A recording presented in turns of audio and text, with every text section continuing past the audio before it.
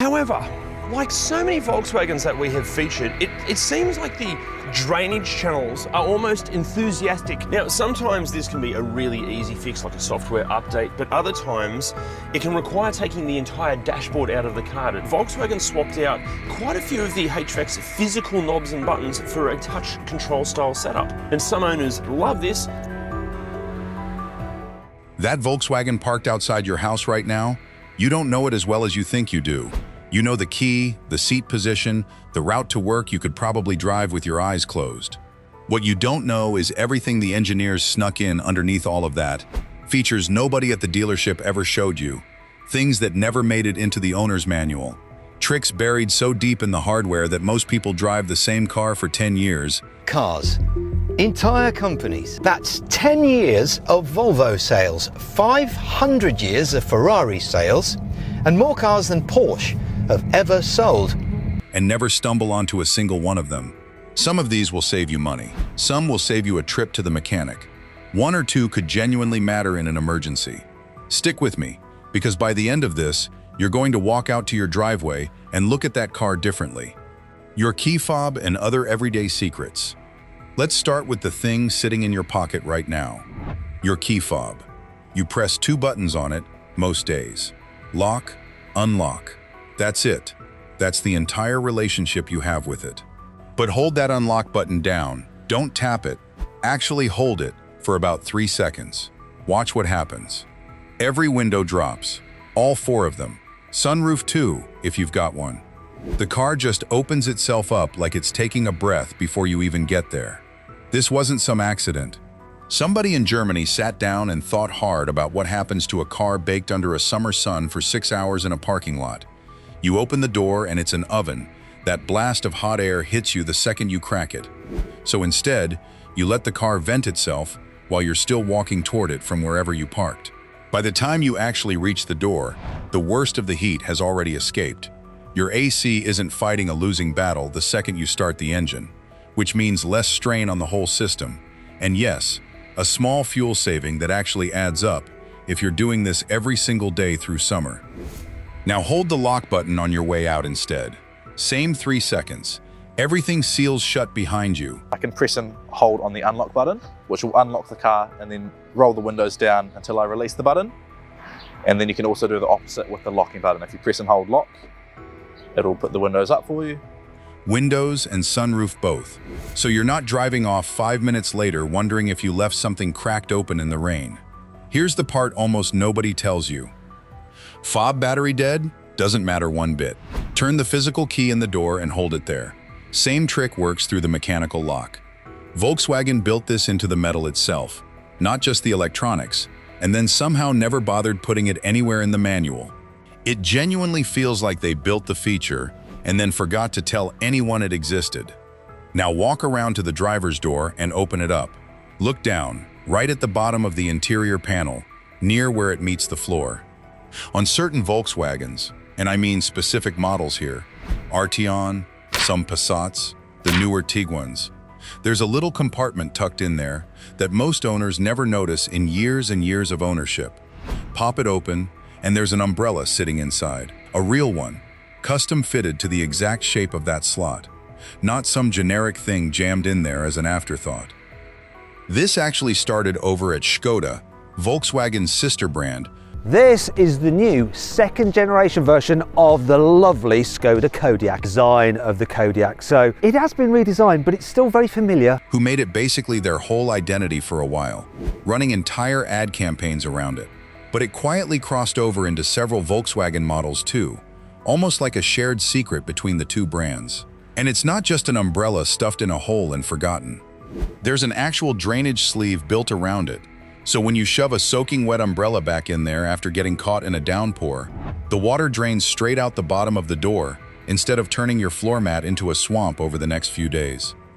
Didn't get the umbrella with your specific car?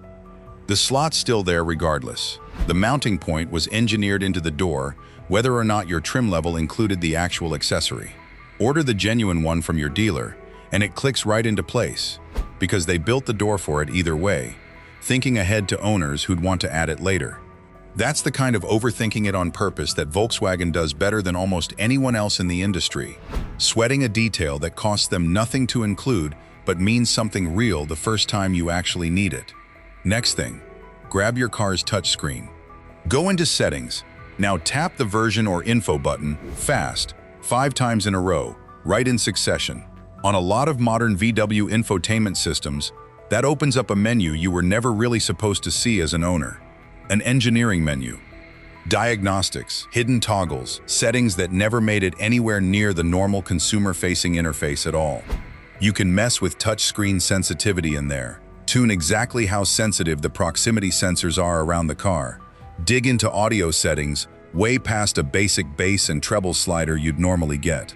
The exact tap sequence shifts a little, depending on your model year and software version. Entry-level Golfs get Bluetooth and a DAB digital radio controlled by a 6.5-inch touchscreen, while the SE gets a larger 8-inch screen. However, there's a new top infotainment system with a 9.2-inch display. So it's worth doing a quick search for your exact setup before you go poking around blindly. One thing though, and I mean this seriously, this menu was built for technicians working at the factory, not for you to go wild on a random Tuesday night. Some of these settings actually change how the car drives and behaves out on the road. Write down what things were set to before you touch anything in there, just so you can put it back if something feels off afterward. Treat it like a backstage pass, not a toy to mess around with carelessly. Used right, it's genuinely one of the more interesting things hiding inside your dashboard, and most owners will go their whole lives without ever finding it.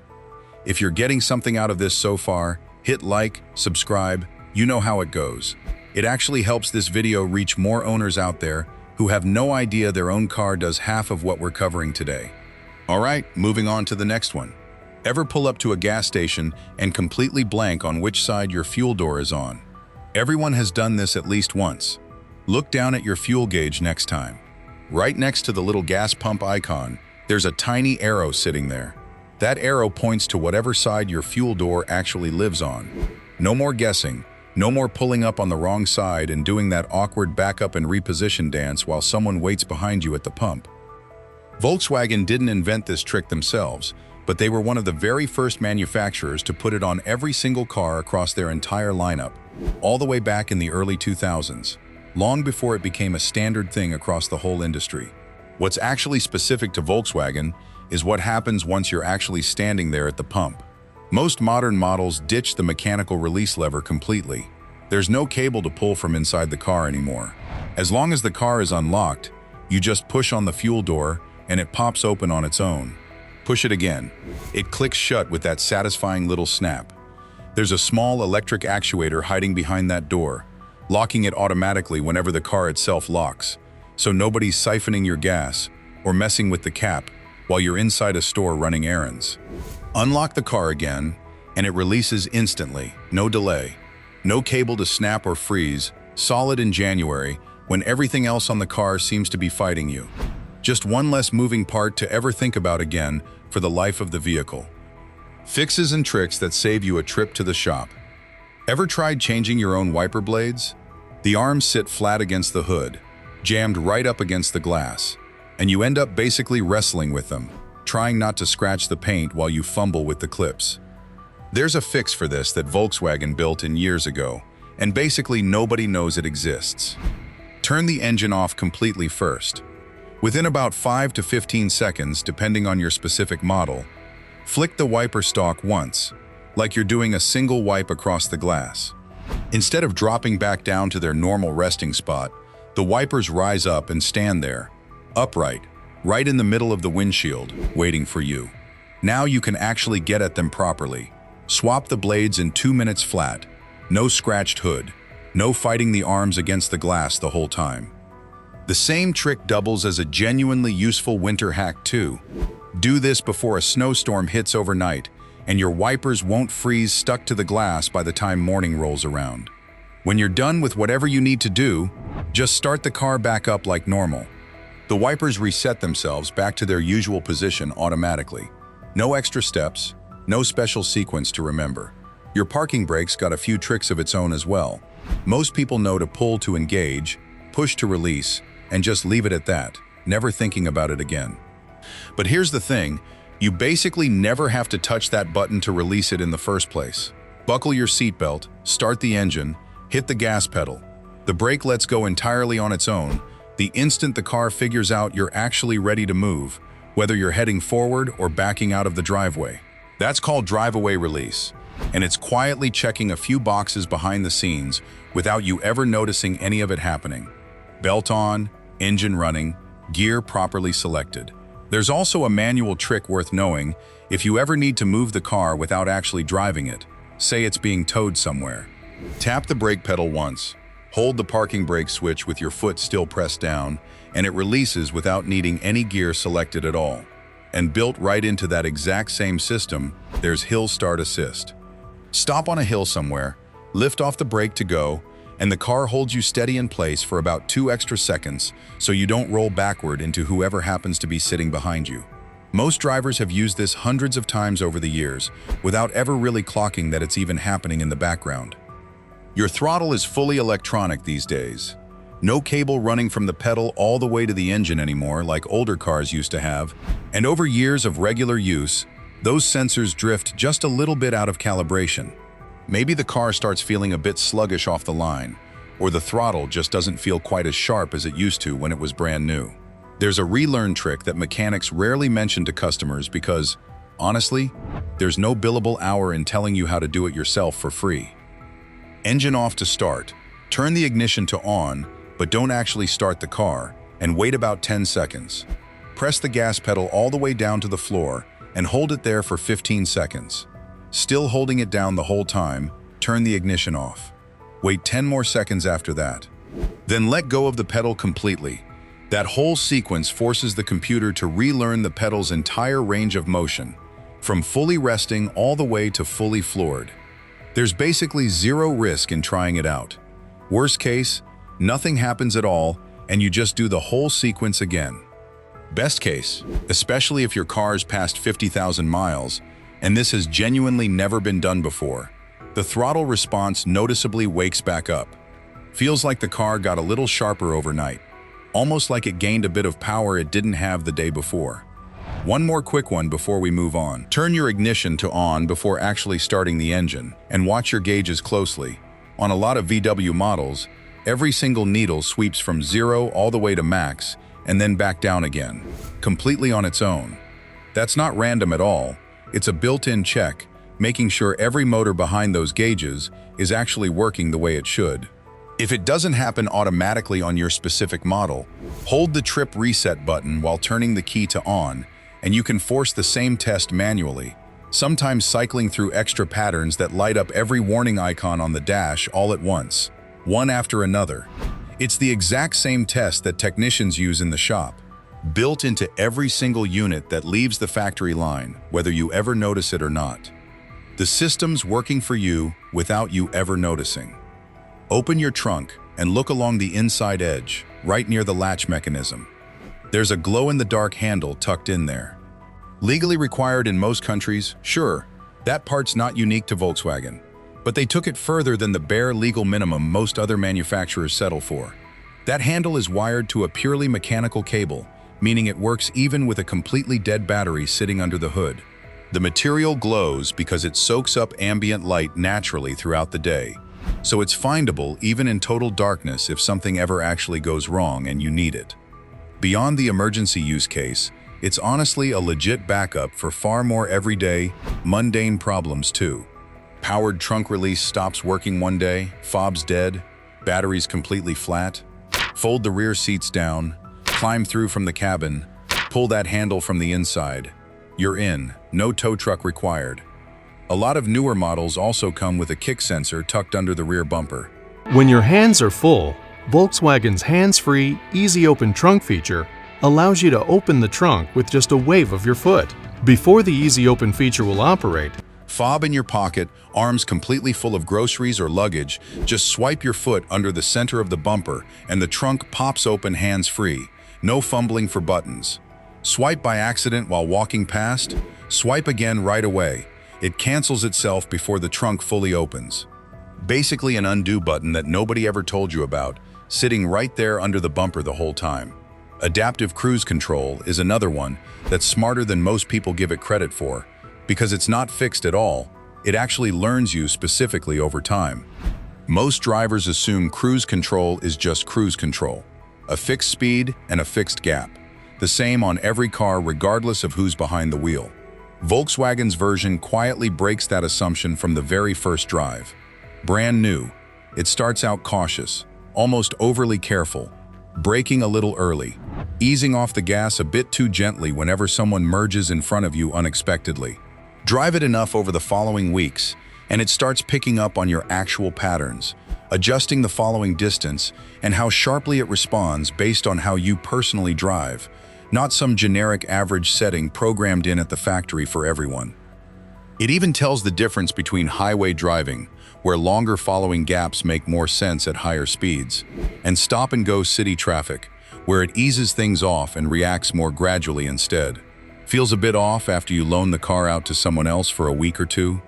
There's usually a reset option buried somewhere in the driver assistance settings menu that wipes everything back to factory defaults and lets it relearn your habits again from scratch. Last one on the list, and it's honestly one of the smartest things Volkswagen built into these cars. Your car keeps a surprising number of electronics running even while it's sitting parked. Keyless sensors, the alarm system, various control modules, all sipping small amounts of power around the clock, whether you're actually driving that particular day or not. Leave the car sitting for a while without moving it, and that constant sipping adds up over time, slowly draining the battery down. So Volkswagen built in a protection system specifically to fight against that exact problem. After a few days of sitting unused in the driveway, the car starts quietly shutting things down, one layer at a time, in a specific order. Keyless sensitivity drops first, noticeably. Then the alarm system eases off its normal activity level. Eventually it settles into a deep sleep, keeping just enough power alive to hold onto the engine computer's memory and nothing more. And here's the clever part, it actually learns your pattern over time. Drive the car every single day, and it expects you back within about 24 hours, adjusting accordingly. Only drive it on weekends, and it learns to adjust its timing around that instead, without you ever telling it to. You can actually catch this happening if you know what to look for. The car's been sitting a few days untouched, and the keyless entry feels a beat slower than usual, needing an extra press on the fob or a second touch on the door handle before it fully wakes back up. Start the engine though, and everything snaps back to normal instantly, battery charging like nothing ever happened at all. One thing worth mentioning here too, a lot of these systems actually talk to each other behind the scenes, which is easy to miss if you're only ever looking at them one at a time. The battery protection system and the adaptive cruise learning, for example, both quietly track how often you're actually driving the car. So if you've got a second Volkswagen sitting in the garage that only comes out on weekends, don't be surprised if both systems behave a little differently on that car compared to your daily driver. It's not a coincidence, and it's not a glitch either. It's the same underlying logic working across different parts of the car, all built around the same basic idea, that the car should adjust to how you actually live with it, instead of forcing you to adjust to some fixed factory setting. And a quick word on why none of this shows up in the manual in the first place, since that's probably crossed your mind by now. Owner's manuals are written to cover every single trim level, every market, every possible configuration a car might ship in, all at once. A feature that only exists on certain models with certain option packages often gets left out entirely, simply because including it would mean explaining a dozen exceptions for a dozen different builds. It's not that Volkswagen is deliberately hiding any of this from you. It's more that these little details get lost in translation, somewhere between the engineering department and the print shop, and once a car ships, almost nobody circles back to explain them properly to the person actually driving it every day. There's also the fact that manuals are designed around the features Volkswagen considers essential for operating the car. Not every clever function engineers manage to build into it. By the time the manual is finalized, software updates, regional differences, and production changes can make certain explanations outdated. So a feature can technically exist in your car while barely receiving a mention anywhere in the documentation. And that's exactly why some Volkswagen owners spend years with their cars before accidentally discovering a function that was sitting there the entire time, waiting for someone to press the right button. 11 things, all hiding inside a car you probably thought you already had completely figured out. Self-cooling windows that work before you even reach the door. A throttle you can reset yourself in your own driveway with no tools. A battery system that learns your weekly schedule better than some people around you ever bother to. And honestly, this is genuinely just scratching the surface of what's actually built into these cars from the factory floor. So next time you're walking up to your Volkswagen, take a second look at it before you climb in. What else might it be hiding that you haven't found yet? And if any of these features surprised you today, hit like, subscribe, and stick around, because there are plenty more hidden car features most owners never discover. Send this video to someone who drives a Volkswagen too, because odds are they haven't found half of this either.